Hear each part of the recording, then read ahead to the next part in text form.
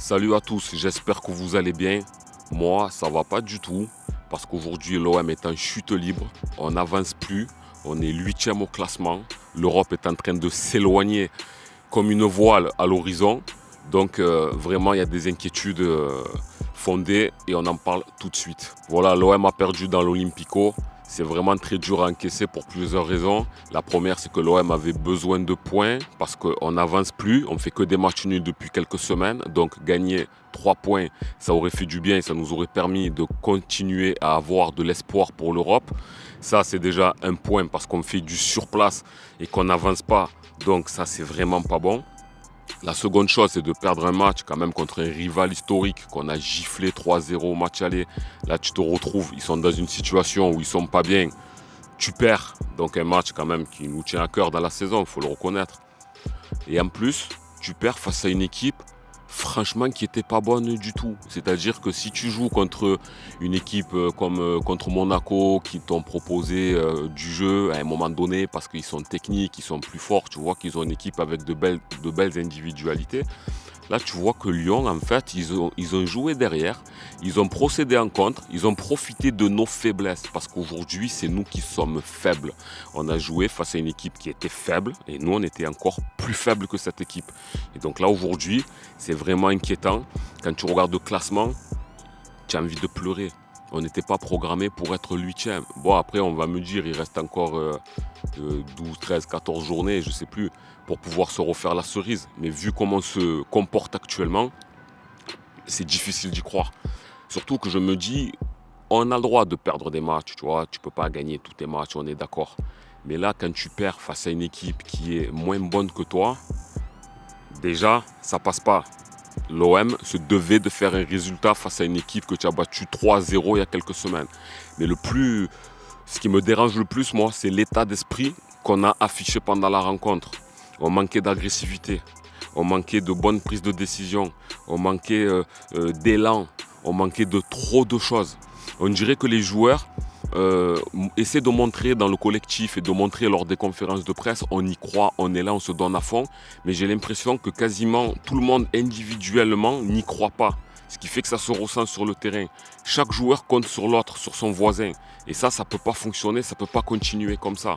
À part quelques individualités, aujourd'hui, le collectif, il est mort. On n'est pas bon. On n'y arrive pas. L'entraîneur, il est dépassé aussi. Gennaro Gattuso, je t'aime bien frérot, mais à un moment donné, avoir de l'agnac, être un bulldog sur le banc de touche, ça va 5 minutes, mais à un moment donné, propose une stratégie, change quand ça ne va pas, quand tu vois que ton milieu de terrain il se fait bouffer, qu'il se fait dépasser, que Quentin Merlin sur le côté, il se fait vraiment manger par le Ghanéen. Je sais pas, au lieu d'aboyer, trouve une solution. Fais quelque chose. Un bon entraîneur, c'est lorsqu'il arrive à trouver une bonne solution au bon moment. Là, le milieu de terrain, c'était pas possible de voir comment on était dépassé. On s'est fait bouffer. Et aujourd'hui, dans l'état d'esprit, moi je trouve que les gens n'y sont plus. Je pense qu'individuellement, chacun commence à penser à la fin de saison en se disant on ne va pas y arriver. Chacun commence à regarder un peu de quoi son avenir sera fait. Et ça, c'est inqualifiable pour l'Olympique de Marseille.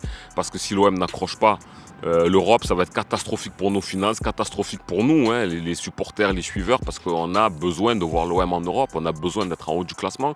On a commencé un projet avec Pablo Longoria dans lequel on se devait de progresser marche par match pour arriver à un moment donné à titiller la Ligue des Champions le plus souvent possible. Là, force est de constater que le projet, pour moi, j'y crois plus. Je me dis aujourd'hui, il faut fermer la page et en ouvrir une nouvelle. Parce qu'aujourd'hui, on est dépassé. On est dépassé. Après, si maintenant on rentre sur le jeu en lui-même, à part quelques individualités, personne n'a été vraiment à la hauteur du match. Il fallait déjà arriver à se dire c'est Lyon. On a perdu contre Monaco, on a joué à 11 contre 9, on n'y arrive pas.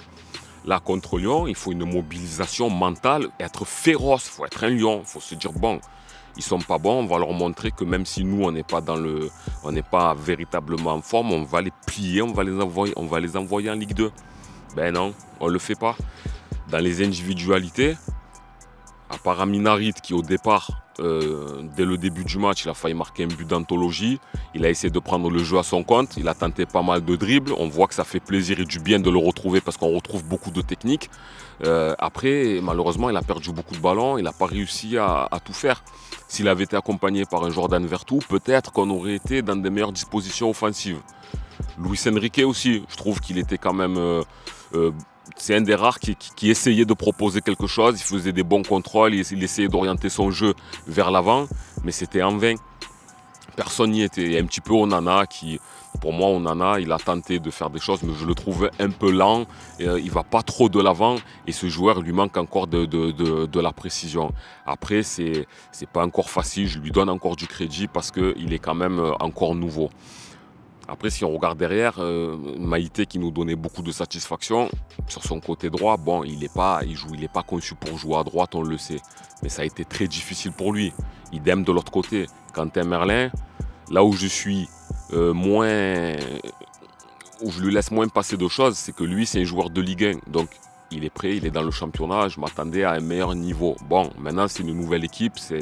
Il a des nouveaux coéquipiers, un nouveau système. Il a des nouvelles choses à apprendre avec ce coéquipier, donc on verra ce que ça va donner dans le temps, donc on ne va pas directement lui tirer dessus, mais on aurait pu s'attendre à un meilleur niveau, même si le Ghanéen, la recrue qu'ils ont pris, franchement, il lui a donné du fil à retordre, il était vraiment très costaud, parce que Lyon, on se rend compte que quand ça ne va pas, il faut un mercato à l'image de ce qu'il devrait faire pour s'améliorer, donc voilà, franchement, c'est compliqué de débriefer ce match, parce que il n'y avait pas d'envie. J'aurais aimé débriefer une équipe qui avait de l'envie, qui n'y arrive pas parce que l'équipe d'en face est plus forte. Mais Lyon n'a pas été fort. Ils ont juste exploité nos putains de faiblesses. On était nuls au milieu, il y avait des trous de fou. Ils ont profité de quelques errances pour marquer un but. Et quand tu vois que nous, on a mis 8 tirs, un seul tir cadré face au 16e. On ne peut pas aller plus haut. Donc la suite de la saison, c'est quoi? Ça va être Metz. Inch'Allah, comme on dit, on espère que tu vas les battre parce que tu joues chez toi. Si tu ne bats pas Metz qui est 16e, là, laisse tomber, tirer de rideau. Même si tu gagnes Metz, c'est la moindre des choses. Donc, je ne vais pas dire si on gagne Metz, ça y est, on s'est remis la tête à l'endroit. Non, parce qu'aujourd'hui, on est dans une situation qui, pour moi, est catastrophique. Je ne parle même pas du Shakhtar Donetsk. Laisse tomber, oublie. On va laisser tomber. Je pense que cette Coupe d'Europe, elle va plus nous faire de mal qu'autre chose. Même si... j'avais déjà fait une vidéo dans laquelle j'expliquais que l'OM, quand on allait mal en championnat, des fois la Coupe d'Europe, ça pouvait être un sursaut pour nous, ça pouvait être une bouffée d'oxygène. Mais là, avec l'effectif qu'on a et le mental qui ne suit pas, c'est mort. À tous les étages, hein. Tu vois les joueurs, le mental ne suit pas. L'entraîneur, il est dépassé et je trouve qu'il ne trouve pas assez de stratégie pour se mettre en place. Et Pablo Longoria, il s'agace, il s'énerve, mais lui aussi, il a sa part de responsabilité dans tout ça. Donc, quand on regarde ces trois éléments, mis bout à bout, ça nous montre que l'OM est complètement malade et qu'aujourd'hui, sauver la saison, ça va être vraiment, vraiment difficile. Moi, ce que je peux espérer pour nous, c'est qu'on accroche au moins l'Europa League. Parce qu'aujourd'hui, être 8e, on est en milieu de tableau. Vous vous rendez compte qu'il y a encore l'année dernière et l'année d'avant, avec l'arrivée de Longoria, on était 2e, puis 3e. Donc, on était dans une constante progression. Cette année, là, on devait, dans la progression qui aurait dû être la nôtre, on devrait être 2e et pas loin du PSG. Et en train de se dire, bon, on va les titiller jusqu'au bout, mais on va essayer d'accrocher la 2e place. En Coupe de France, on devrait être qualifié. Là, aujourd'hui, on est au mois de février, la saison, elle est déjà terminée. Les joueurs, ils n'y sont plus. Donc, moi, je pense que ce projet-là, j'y crois plus. Pourtant, je faisais partie de ceux qui aiment bien donner des chances, qui sont patients. Parce que, voilà, c'est dans ma famille, mon père, il a déjà été président. Donc, j'étais du côté de celui qui était vraiment là pour l'encourager quand il y avait du mal. Et me dire, il faut toujours laisser de la chance aux dirigeants. Longoria, moi, je l'ai trouvé intéressant quand il est arrivé parce que c'était un homme de ballon qui avait des possibilités. Comme il connaissait beaucoup de jeunes, qu'il allait arriver à faire des bons coups, qu'il allait faire progresser l'équipe. Mais dès qu'il y a eu une tempête à traverser, malheureusement, il ne s'est pas relevé. Donc, c'est peut-être plus l'homme de la situation. Même si, je redis encore une fois, il est jeune, ça pourrait être un très bon dirigeant à l'avenir. Mais aujourd'hui, l'Olympique de Marseille, il y a trop de pression. C'est vraiment dur. Il faut quelqu'un qui a les épaules très très larges pour tenir le club.